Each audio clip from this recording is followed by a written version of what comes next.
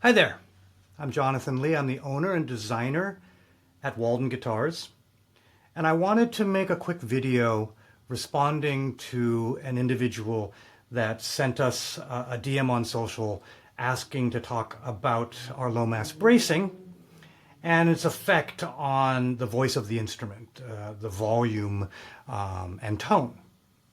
And so what is low mass bracing? Is it my design? Yes. Is it my idea? No. I studied guitar building with a luthier by the name of Charles Fox, and we formed C. Fox Guitars in the 90s and early 2000s. There are several luthiers that basically cut holes in braces. And why would we cut holes in braces on a time-honored design? Now, what do I mean by time-honored design? This is kind of a prototype that I was working in a past life.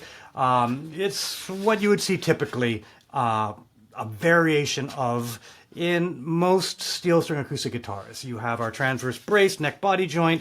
You have an X brace here. You've got a couple finger joints here that help with stability and cracking, and then two main tone bars here. Scalloped in this case, meaning that we've cut some of the woods. Unscalloped would be just a straight bar over here. But 90+% of acoustic guitars in the world right now have a bracing that is like this and inspired by the pre-war guitars of the famous guitar makers of the world. So this is scalloped X bracing, scalloped here, scalloped here. The bracing under a Walden is very similar. So low mass, what do we mean by that? You can see here that there are some holes that are unusual, particularly in instruments that are sub 1000, which is where Walden is. And so we've cut some holes, strategically placed, strategically shaped to prevent it from resulting in wood cracking. And what happens when you cut wood out of something? It gets lighter. And where that is important in an acoustic guitar is that what drives the top is you playing the instrument, driving the strings to vibrate, and that string's vibrational energy moving the wood. And if you've been watching my videos for any amount of time, you've heard me talk about string energy and how that energy is limited. And so that limited energy needs to vibrate the whole system. So you pair that with bracing that is less mass, less weight than other people.